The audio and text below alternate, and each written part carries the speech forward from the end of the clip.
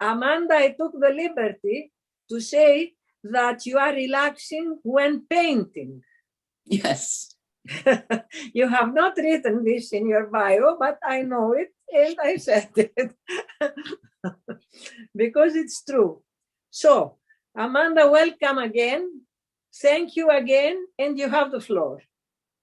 Well, thank you very much. I have a little idea of how Catherine has introduced me, and if she's included the fact that I spend my time relaxing painting, you might add that I have recently started writing poetry to keep sane. Oh, wonderful. I'm really pleased to see a number of very familiar names and faces. It's really delightful. Thank you for the invitation. It's always a joy to share my knowledge. I think Catherine mentioned that together Charles and I trained probably nearly 600 mediators in Greece during the time that we were working there. So we feel that we had a pretty large contribution to the way in which mediators operate.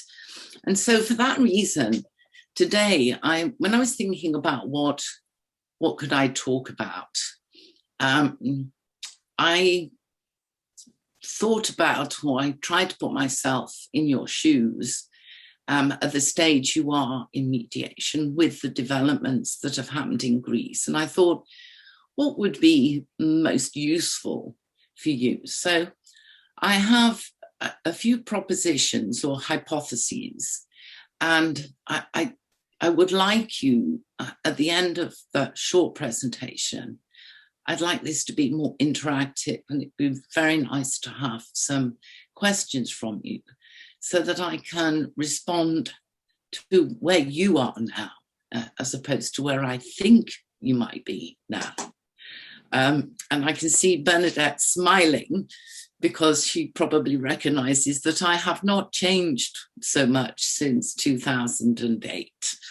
And I have, actually. I've changed, for example, I would have said that it was very difficult to mediate on Zoom, that there would be something missing from that personal interaction. And it's true, there is something missing, but there are some advantages as well. And certainly my practice over the last year, but before that, because mediating on Zoom was not a new thing for me, I've learned quite a few things about how important some of the skills that I taught those of you way back when, how very important and very much more important they are right now. So I'm just going to, I have got a few slides because I know how much you love PowerPoint. So I'm just going to share my screen with you.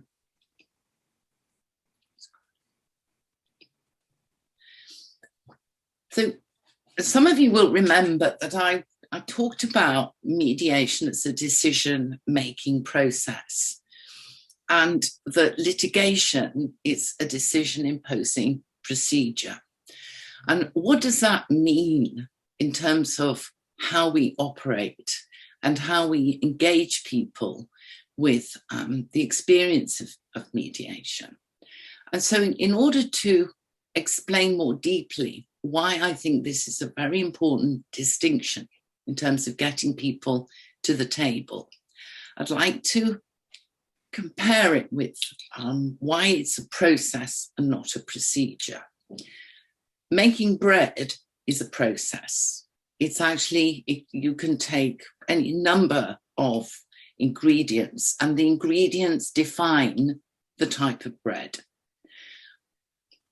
You look at wheat, there are 14 species and over 30,000 varieties, and that's before you add in any of the other grains. So why is this important in terms of process?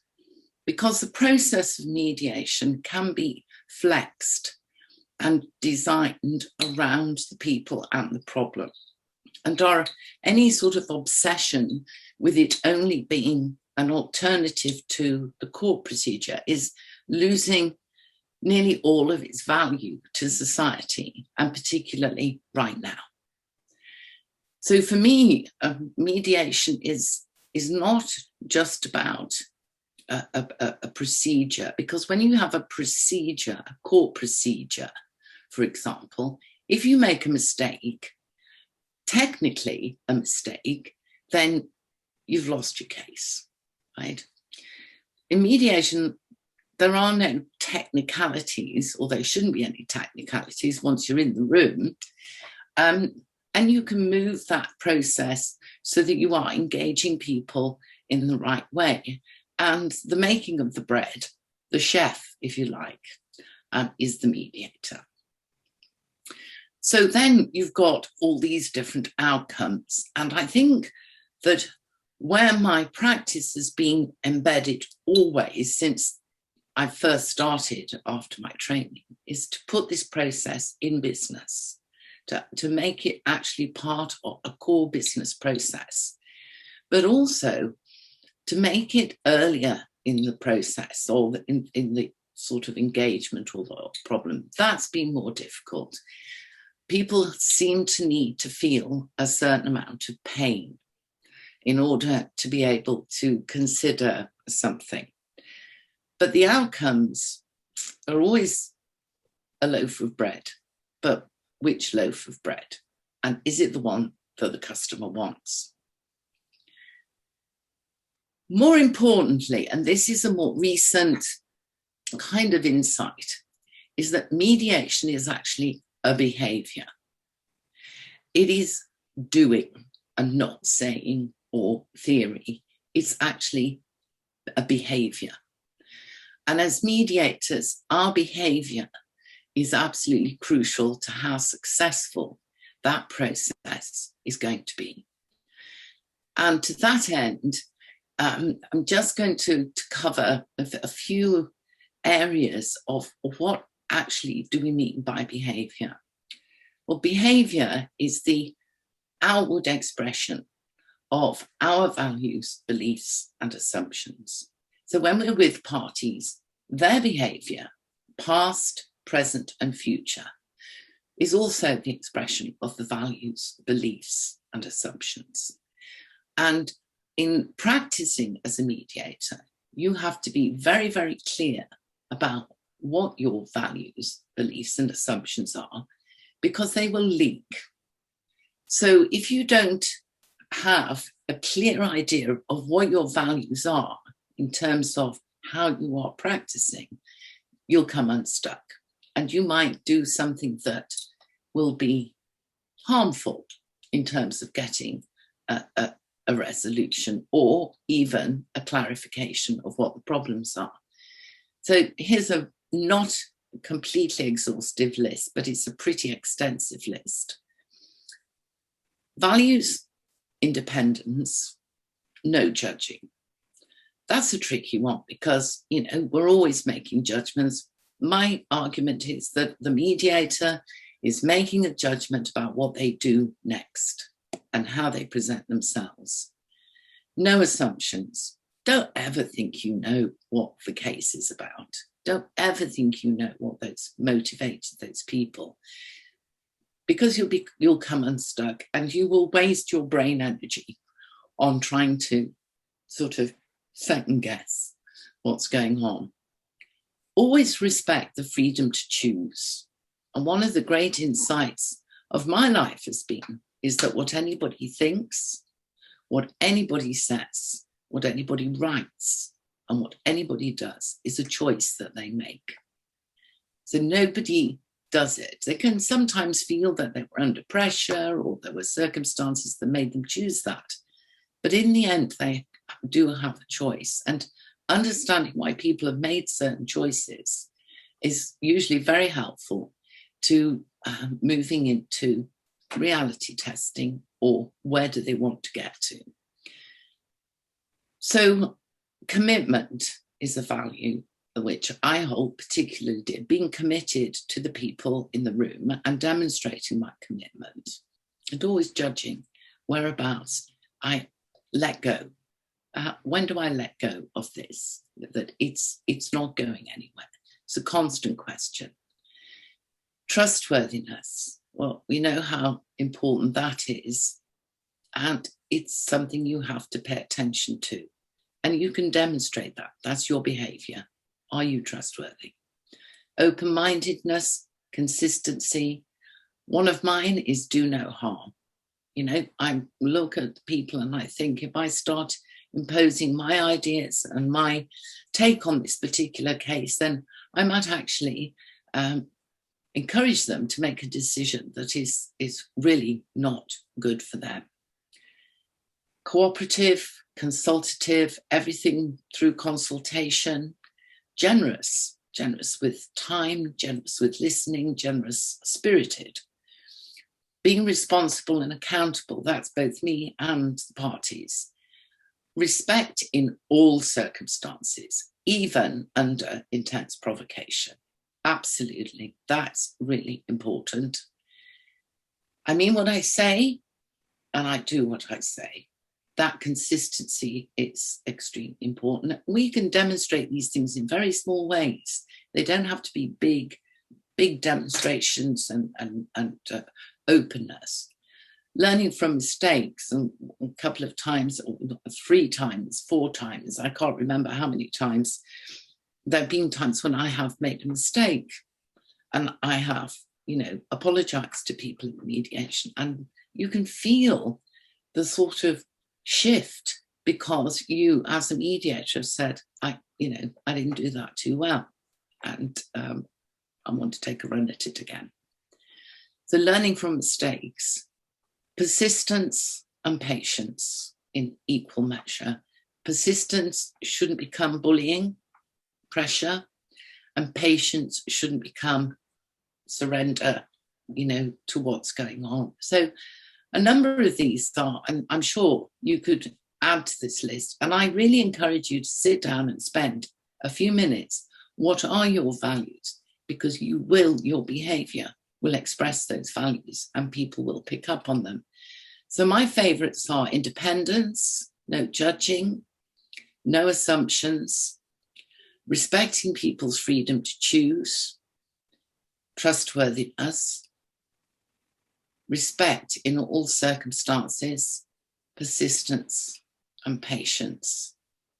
And I think those are the things that I carry with me, or the benchmarks or the anchor points that I carry with me into every mediation as my compass for navigating my way through whatever's going to happen. So if you don't know your values, then you won't know why some things work and others don't. And if you don't know what your biases are, then you'll be less effective in helping people decide what they need. I'm sorry for the typo. So if mediation is a behaviour, it's also an experience. And I think this is one of the biggest points that every country has missed in terms of marketing and engaging people. It is an experience. Nobody has any idea of what mediation is like. Not a mediator, trained or otherwise, not a party, until they've actually been in the mediation and experienced it. And what people experience are a safe pair of hands, calm and respectful, taking care of comfort and putting people at ease, because they can't think. If they're stressed and full of anxiety, anxious, etc., then this is not working. It's frozen or passive or waiting for something to happen. The experience is anticipating how people might feel. And for the first time, maybe in a long time, those parties have the experience of somebody else thinking about them and how they might be feeling and what might be going on and how difficult this might be. Acknowledging that it has been difficult, appreciation of the difficulties about the decision-making process, and helping people to really go through critical thinking helping them with their critical thinking skills about what do I need to happen now in order that I can get on with my life, because I always say you've only got one life, and the balance of energy. So this is not about sort of calm and nothing happening. It's about the paradox of momentum, keeping things going, but managing your tone and your energy so that people aren't sort of, you know, they're not put off by your fizziness and wondering how you're actually going to manage this process. So, as I say, no one knows what mediation's like until they've experienced it. And they cannot imagine how someone with no power and authority can help move them towards agreement until it happens. Mediators attempted to use their expertise, especially lawyers, don't. Because you get in the way of the people who are there as lawyers. You've got legal knowledge, I've got legal knowledge, I use it. I use it to ask great questions. I don't use it to demonstrate that I have a brilliant and exhaustive understanding of the law, because of course, knowing judges and knowing how they use their discretion, I don't. The reason why I'm so focused on this idea of an experience is that when people do experience it as a mediator or party, it changes everything. Changes everything. They may not be able to articulate what it is, but the experience and our role as a mediator is to make whatever the outcome is, to make that experience a positive experience. Because by turning up and paying attention to what's going on now with these people and this problem, you are giving that set of circumstances the best chance of finding something that will work. And that working alongside, pointing in the same direction, is the very definition of collaboration, a word which I know gives people some discomfort because it has some baggage from wars and conflict. But anyway, collaboration means working together and for the same outcome. And as a mediator, we are demonstrating that we are alongside our parties. We're not on side, because that's departing from our independence and our even-handedness. But we are alongside and we are pointing in the same direction. Sometimes the parties want to go off that way. And it's our job to bring them back, guide them back, not yank them back. And this is actually a deep human practice, is cooperation and collaboration. We're hardwired to do this, but we need to feel safe. And so the experience of mediation is that it's a safe place to talk openly, even if you come with a huge amount of cynicism and concern and worries and unsures and all those kind of things that parties come. But it's our role to say, you know, you've got an opportunity today to do something which might actually take you to where you want to be. Most importantly, if people have a good experience, it's the best marketing. Still, after 25, 30 years of mediating, I am recommended. Very little, well, some work comes from my website, some work comes from LinkedIn, some work, but the vast majority of the work that I do comes from people who recommend me because they had a good experience. And I don't see that changing for, dramatically. So just do it. One of the most successful sort of upsurges of uptake of mediation was in Nigeria. What did they do? They plonked themselves outside the court, or in the court, or actually they purloined a room, and they just made themselves available. And people came and they were persuaded to try it, and they tried it, and then they went and recommended it. And that's the kind of upward curve that happened there, and it's very well established. So just do it. Just do it. Do it in every aspect of your work, in meetings, in business, in consultancy. You don't even have to put a name to it. You just do it. You turn up, you pay attention, you create a safe space, you ask great questions, and you give people the responsibility of making a decision that is in their best interests. Never compromise on your values and never impose them on others. Really, people don't need to know why it works. They just need to know that it works. One of my favorite quotations now, when I came across this quite recently, Scooby-Doo, I don't know if any of you know Scooby-Doo, but I'm sure some of you do. I can't hear you.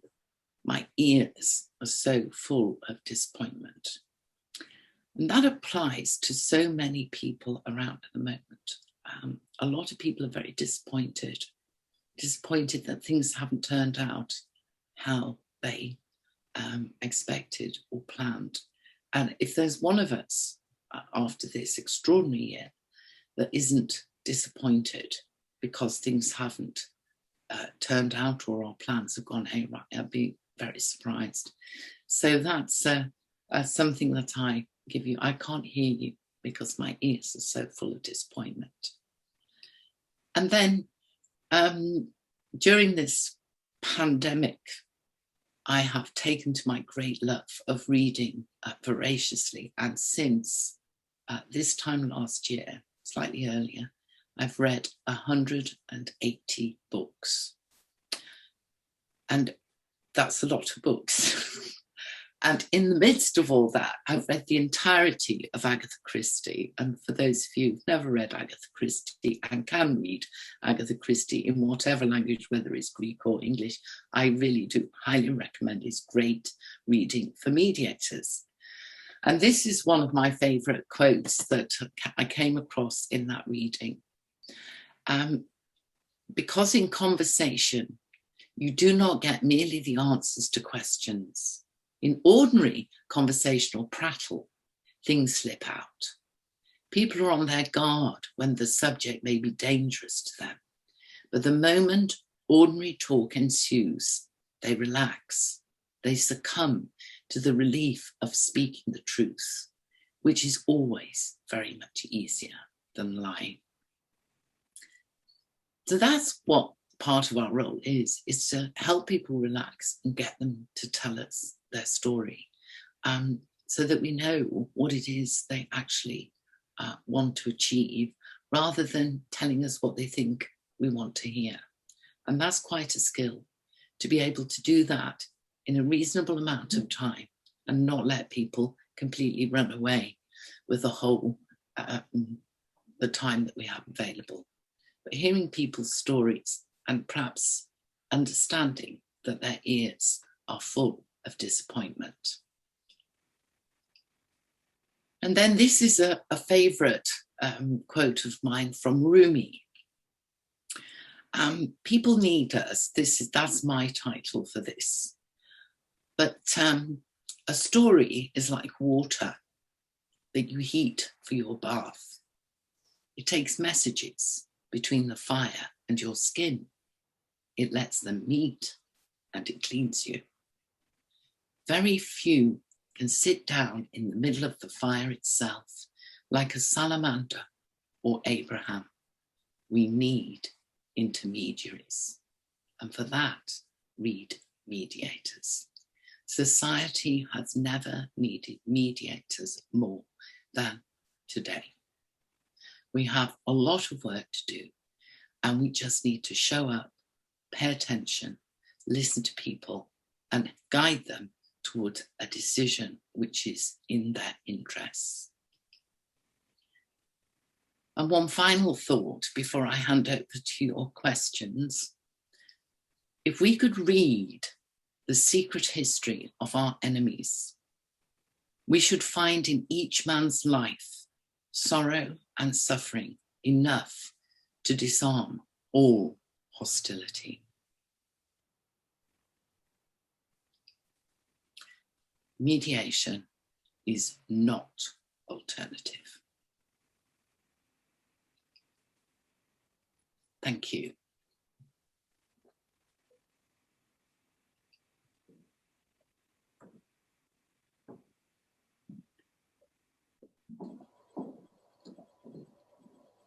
We thank you, Amanda. Αν θέλει κάποιος να σχολιάσει, να κάνει κάποια ερώτηση. Κύριε Πρόεδρε. Hello, Amanda. If it is, hello, it's Dora from, how are you? Very nice to see you. Congratulations. Thank you.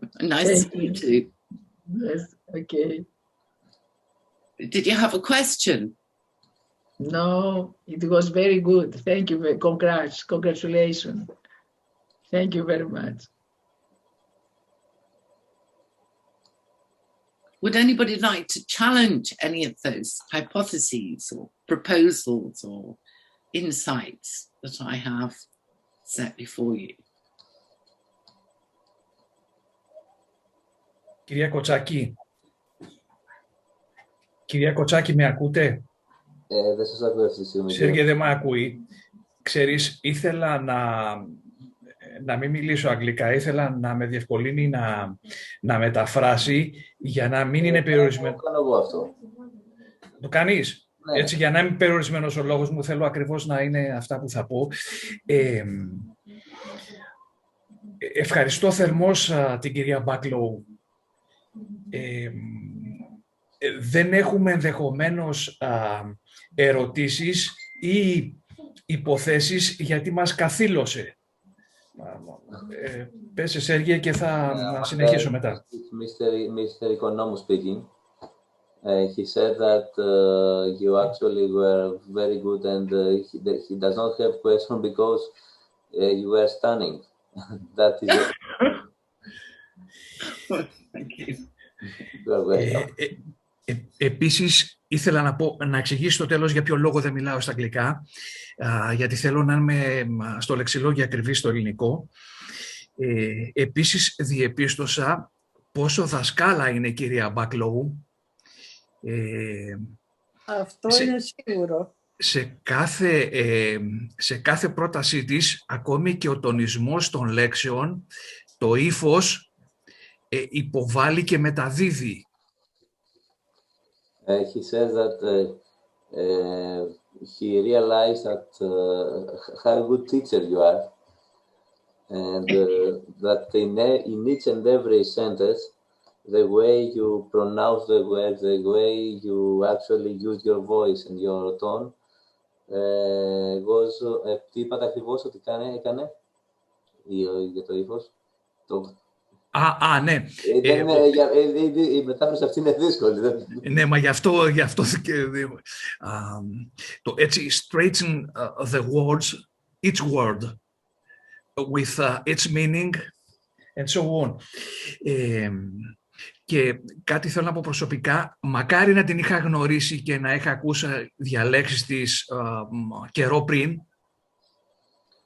He said that he wished that he had met with you earlier and had heard your lectures before. Και αυτά που είπε δεν αφορούν μόνο τους διαμεσολαβητές, αφορούν όλους μας και ιδίως όσους έχουν αυτή την κοινωνική εμπειρία. What you said is not true only for mediators, but everybody, and especially for those who have this experience of society. Και τέλος, για να μην μονοπολίσω τη συζήτηση, ήθελα να πω ότι μου ενισχύει την πεποίθησή μου και την εκτίμηση για το πόσο σημαντική είναι η διαμεσολάβηση. And lastly, what you said actually enforce, I would say, or make him believe more that his opinion about how important is mediation is in a way, how can I say that, was validated by what you said. Thank you very much again. No, well, thank you for being so complimentary. those who have been in my classes will recognize the style of my presentation. I have, during this last year, really come to realize that as mediators, our time has come, because if we think that things are going to get better, yes, in some ways they will, but we have huge problems that are face us, and people are very afraid of the future.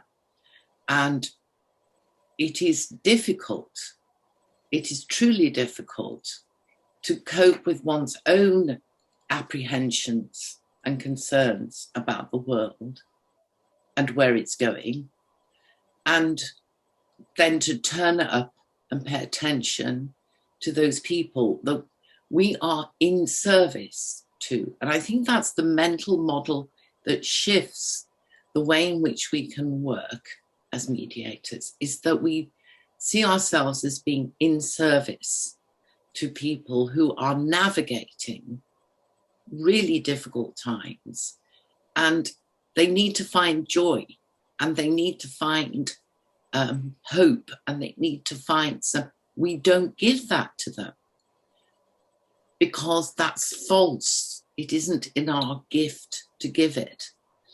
But a good experience where they are honoured and respected and acknowledged and encouraged and supported in getting the hell out of some ghastly case that probably will never get to court anyway because it takes too long, is something that we can. It's something that we can do, and we can do it well, so long as we get our ego out of the way. That's the most important thing. We used to say in our classes, or Charles did, leave your ego at the door.